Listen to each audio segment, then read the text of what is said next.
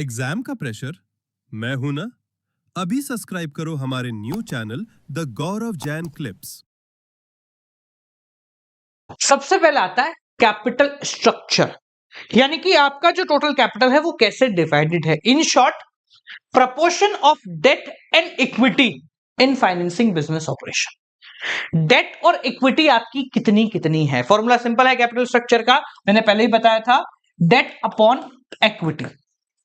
Company ये ध्यान रखती है कि उसका कैपिटल स्ट्रक्चर कुछ ऐसा होना चाहिए कि उसके वेल्थ ऑफ शेयर होल्डर, वही सेम चीज, मैक्सिमाइज हो। ठीक है। अब देखो दो बातें आती हैं यहां पर कि सर ये जो है ये अलग टॉपिक कैसे है। अभी अपन ने फाइनेंसिंग डिसीजन पढ़ा कि भाई पैसा कहां से लाना है, उसमें भी यही बात करी दोनों। ठीक है। अब अपन पढ़ रहे हैं कैपिटल स्ट्रक्चर, जो कि बता रहा है डेट अपॉन इक्विटी। तो फाइनेंसिंग डिसीजन क्या था, एक प्रोजेक्ट को लेकर डिसीजन, जबकि कैपिटल स्ट्रक्चर क्या है, ओवरऑल मेरी जो कंपनी है उसमें डेट कितनी है और इक्विटी कितनी है। और कैपिटल स्ट्रक्चर को तोड़ के एक नाम दिया गया है जिसको हम बोलते हैं फाइनेंशियल लिवरेज या फिर ट्रेडिंग ऑन इक्विटी। मतलब कोई अलग नहीं है, मतलब अप्रोक्सीमेटली आपका सेम है, फाइनेंशियल लिवरेज या ट्रेडिंग ऑन इक्विटी, यानी कि हम कितना इक्विटी पे अभी ट्रेड कर रहे हैं और कितना डेट पे काम कर रहे हैं। मतलब वही हुआ घूम फिर के कि हम अपने कैपिटल का कितना हिस्सा इक्विटी में लेते हैं और कितना हिस्सा डेट के फॉर्मेट में लेते हैं। ठीक है। अगर हमारा ट्रेडिंग ऑन इक्विटी है तो यानी कि अभी हम और लोन ले सकते हैं, प्रॉफिट हो जाएगा। अगर नेगेटिव है इसका मतलब नहीं भैया, वापस आ जाओ और इक्विटी पे इक्विटी रेस करो, अभी आप और डेट नहीं ले सकते हो।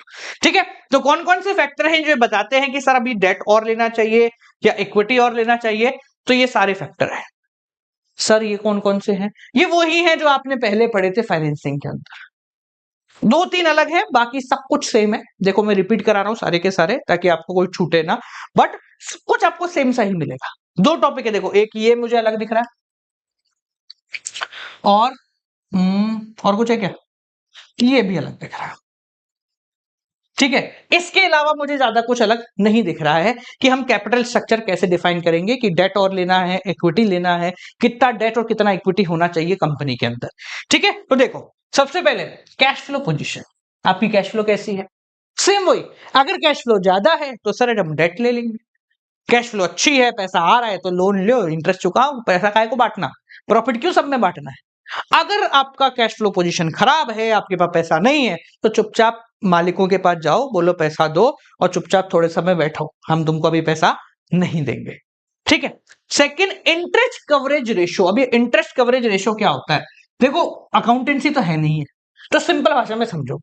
इंटरेस्ट कवरेज रेशो का मतलब आप अपने प्रॉफिट से कितनी बारी इंटरेस्ट दे सकते हो। फर्ज कीजिए आपका प्रॉफिट हुआ है 10 लाख, कितना हुआ है 10 लाख, ये है profit before interest and tax, जो भी अपन ने ईबीआईटी देखा, earning before interest and tax. इसमें से मुझे इंटरेस्ट देना है 2 लाख, कितना देना है 2 लाख, तो मेरा इंटरेस्ट कवरेज रेशियो हुआ 5, यानी कि मैं अपने प्रॉफिट में से 5 बार इंटरेस्ट दे सकता हूं, है पैसा मेरे पास, मेरा जो प्रॉफिट हुआ है इसमें से 5 बार इंटरेस्ट दिया जा सकता है।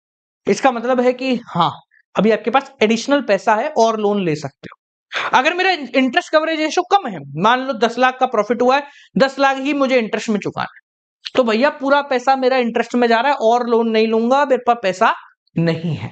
ठीक है। तो ये भी डिपेंड करता है कि आपका इंटरेस्ट कवरेज रेशियो कैसा है। थर्ड, वही सेम है, रिपीट नहीं करूंगा मैं, रिटर्न ऑन इन्वेस्टमेंट, इन्वेस्टमेंट में रिटर्न कितना आ रहा है। ठीक है, अच्छा रिटर्न है, इंटरेस्ट दे सकते हो तो वेरी गुड है, नहीं आ रहा है तो फिर लोन लो। कॉस्ट ऑफ डेट, लोन लेने का खर्चा कितना आ रहा है, अगर लोन लेने का खर्चा बहुत आ रहा है, अभी लोन मिल नहीं रहा है, बहुत चक्कर काटने पड़ेंगे, तो ठीक है आप फिर इक्विटी ले सकते हो।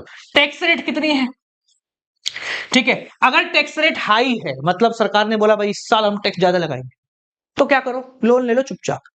क्योंकि अपन ने जो पहले पढ़ा था, देखो मैं वापस ध्यान दिलाता हूं, कहां गया भाई, ये रहा, इंटरेस्ट टैक्स से पहले लगता है। तो अगर टैक्स रेट ज्यादा है तो पहले ही पैसा कम कर लो, ब्याज में दे दो, क्योंकि नीचे आते आते तो पैसा वैसे भी नहीं बचने वाला, तो सरकार पैसा ले जाए, इससे बेहतर है कि हम इंटरेस्ट पे पैसा दे देते हैं ताकि हमारा टैक्स बच जाएगा। ठीक है। कॉस्ट ऑफ डेट था, कॉस्ट ऑफ इक्विटी सेम वही है, खर्चा कितना आ रहा है। ठीक है। तो ये दोनों पिछले पॉइंट में कॉस्ट के नाम से थे, अब इसको अलग अलग कर दिया। ठीक है। फ्लोटेशन कॉस्ट अपन पहले पढ़ चुके हैं, कंट्रोल पहले पढ़ चुके हैं, स्टॉक मार्केट कंडीशन पहले पढ़ चुके हैं, बस एक चीज रह गई है capital structure of other companies. ये अगर आप नई कंपनी शुरू कर रहे हो तो ये देखो कि भाई आपके जैसा काम जो दूसरी कंपनी कर रही है वो क्या कर रही है, क्योंकि वो भी सारी प्लानिंग वेलिंग करके बैठी होंगी। दो तरीके होते हैं बिजनेस में करने के, एक तो ये है कि आप रॉ से कर रहे हो तो सीखते सीखते करो, एक ये है कि कोई और ऐसा काम कर रहा है तो उसको देख लो, उससे इंस्पिरेशन लेके कर लो। ठीक है, तो अगर आप ऐसे कंपनी खोल रहे हो जहां पहले से मार्केट में लोग हैं तो आप पहले कॉम्पिटिटर का एनालाइज करो कि भाई ये क्या कर रहा है, अच्छा तू ढंग से कर रहा है, तेरा कैपिटल स्ट्रक्चर ऐसा है, वैसा ही आप भी बना लो, क्योंकि उसने सब कुछ कर लिया होगा, उसने सारी मेहनत करी होगी और एट द एंड वो यहाँ पहुंचा है, तो आप भी वैसा ही कर लो, आपकी बिना मेहनत के काम हो जाएगा। ठीक है, तो इसके हिसाब से आपका कैपिटल स्ट्रक्चर डिफाइन होता है। ध्यान रखना, कैपिटल स्ट्रक्चर मतलब पूरी कंपनी में कितना डेट और कितना वो होगा। फाइनेंसिंग डिसीजन मतलब अभी इस प्रोजेक्ट के लिए पैसा चाहिए तो कहां से पैसा लाएंगे।